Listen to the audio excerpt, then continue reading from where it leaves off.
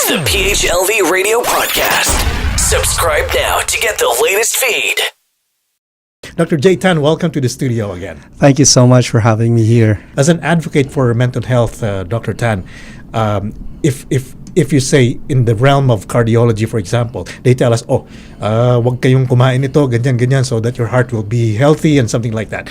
In the realm of mental health, what do we need to know? Well, number one, especially talking about advocacy for mental health, that's why May has been given that distinction of being a mental health awareness month. It's because we would like to communicate to the public that mental health is as important as your physical health. Right. And that mental health is always considered a real illness. That if we are going to treat ourselves physically, we have to take care of our mental health and behavioral health equally. As much as we do our physical health, Exactly. Right. Yeah. Right. And the reason why I emphasize that is because it could be cultural, especially among Filipinos, Asian culture, that they view mental health as a secondary aspect or not even talk about it at all.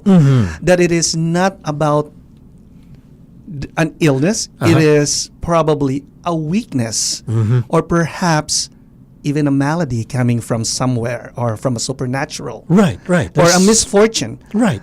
But it's not. There is such a social stigma. And that's where it comes from now, is the social stigma. You know, because then they label that erroneously that mental health is just about a weakness, it's about a lack of faith, it's about probably a wrath from God, or it's just that you are giving an answer to what your ancestors have done in a lifetime, and this is your generation has to pay back for it. But there is always subjectivity, but it's not.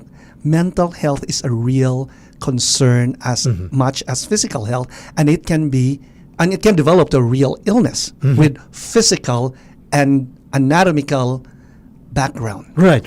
You know? And talking about the cultural side of it, I know you've been involved in your hometown of Cebu. Oh, yeah. You've been involved in to many programs there.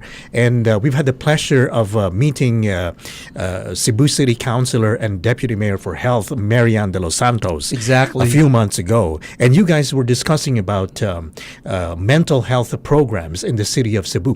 Where are we in this program now? That's really good because I just communicated with her last week.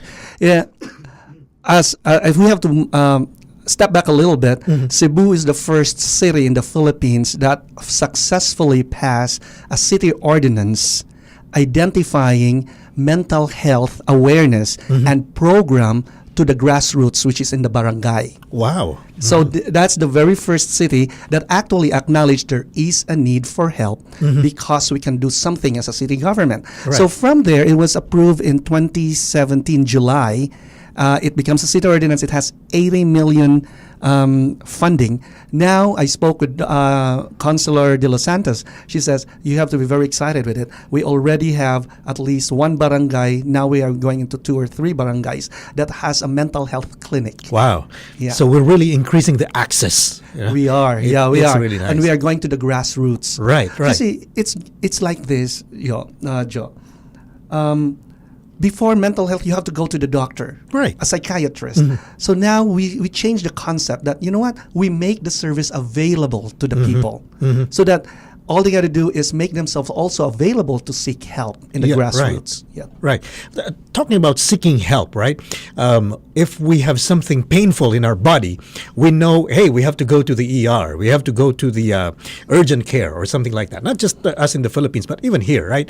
So what are the trigger points, or what do we have to feel so that we know that we have to look for a mental health doctor? Exactly. And that's really good example, an analogy that you use. If we have physical health, we feel the pain, we go to the doctor to relieve it. But if you think about it, pain can be physical and emotional. Right. So then if you start feeling sad, life is not worth living. Right. To some people who are really depressed and have some mental health problem, they feel the the overwhelming sense of hopelessness and worthlessness. What used to make you enjoy and excited is no longer there. Yeah, it's a flat world There's for a you now. flat world, Yeah. or you being covered by a blue cloud all the time, and you are no longer as effective or doing your activity of day-to-day living. Your enthusiasm is Enthusiasm, gone. and even the simple task of bathing, Yeah. grooming, even getting out of bed seems to be a task for you. So now, if you're experiencing that, If you're- yep. will you be in the right consciousness to be able to bring yourself to a mental health doctor, or Exactly. somebody else has to, like, hey, you have to go or something? If I know of someone experiencing that, should I recommend to that person, like, hey, you should see a doctor? And I think that is the big purview of awareness, because if you yourself is aware that these are the triggers, these are the symptoms, that this emotional feeling or state that you have prevents you from doing your day-to-day activity, Right. then you should initiate to seek help.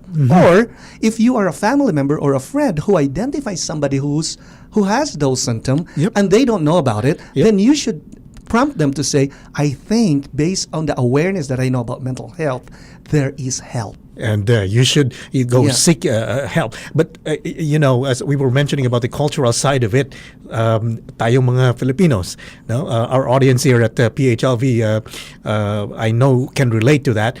It's hard. It's hard to, like, even accept, right? So how do we get over that cultural See, thing? it is the culture and social stigma attached to it. I think it's very strong among Asian population, among Filipino population, but it's actually pandemic. That means it can be applied Everywhere. to anywhere, everywhere, and any race. That's the reason why, if you think about it, Filipinos has this culture that if you seek a psychiatrist or a practitioner in psychiatry, you're already loco. Yeah, right. You have mental illness, but it's not. And that's the reason why the new approach right now, if you notice, it's mental health and psychiatry. Because everyone has to take care of their mental health, just like having physical problem. Right. So the mental health is your emotion, is your behavior, it's how you relate to others day to day. And there are some times that you feel that healthy part of you can be disturbed, such as most of the time you feel depressed, or you feel anxious, you feel edgy, you feel fearful Right. all the time. That's the component of mental health. That means you have to take care of it, and it can go back to your usual function ability state. Right. That's right. bringing it back. The other side of psychiatry is when you're not in contact with reality. When I say not in contact with reality that's when people, because also of physical problem, some chemicals in the brain it's not in balance, that they start to experience things that normal people will not do, such as hearing voices, seeing things, feeling that somebody's controlling them or telling them to do something. Those are the part of the psychiatry. So now, if you look at day-to-day activity, there's a big separation between mental health and psychiatry. Both you should take care if you experience some problem. But it should not be construed that mental health is you're already crazy. Right. No, it's not. Right. Especially the new immigrants from the Philippines coming into the States, you see on TV, which we do not ever see on TV, on radio back in the Philippines, like medicines or drugs for mental health. So the first time you see like a drug that's being advertised on TV about depression or something like that, right?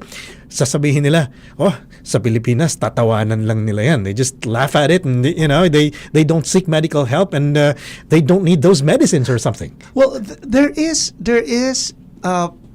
also some rationale behind it. It's because culturally we, especially the Filipino culture, we are very strong in family ties. Right. We support each other, and that is a factor. There are a lot of factors that may contribute for a person to have mental health problem or perhaps some simple depression. It could be support, it could be financial, it could be relationship, it could be even work environment. Right. All those are triggers, or just environment per se, such as what you mentioned, a new immigrant coming from a different place to a different place, and the adjustment can trigger some emotions and some feelings. So there is truth in it that, if you have more support, then you're more apt to overcome some challenges in life. Right. But that doesn't mean that you should not also seek help out coming from the medicine, because that's just one factor. If I would say a piece of a whole pie. Right. And you have to take care of the whole pie. Of course. Yep. So that's the whole concept. So support should always be there. I would strongly encourage good support. However, if you still feel that day-to-day activity, you're not optimizing it, you're not functioning the way you're supposed to function to earn a living, to maintain a relationship, then it's time for you to seek help, more than just the support. Over the past few months, as you know, when we started PHLV Radio, we started playing Filipino music and stuff like that, right? And the common thing that we've been getting on our emails and in our calls, even recently, Doctor, especially those who've been uprooted from the Philippines and they are here for the very first time. We were with a few teachers who were, as you know, some of those teachers have been uprooted from the Philippines, brought here in Clark County, and they had to spend their very first ever Thanksgiving last year, the very first ever Christmas last year, away from the family. And now here we are here on the radio station. We start to play music from, Nakapagtataka, Haji Alejandro, and all that kind of stuff. And not only that, they all become homesick and everything. Nostalgia. I got to tell you, when I was new here, it is the same story as I had in 94. The very first Christmas that I spent here in the United States, I don't have a family. Right. I don't have immediate circle. I don't have a job. I thought I have a job, and it was like about 6 months before I have it. But the first Christmas that I went to Simbangabi because that's our culture. Right. And then they sing Pasko na Sinta ko. I just roll into tears. Right. And for these new immigrants or new uprooted Filipinos who are here right now, what is one thing that you can tell them in terms of being able to cope up mentally and behaviorally for all these new environment that they are experiencing? Although listening to music, for example, is very nostalgic, it brings you tears, it is still healthy. Okay. To feel your connection from the past, you should not give it up. Right. It's part of who you are. So continue doing that. Express yourself. Express yourself. You have to express. If you feel sad, talk about it.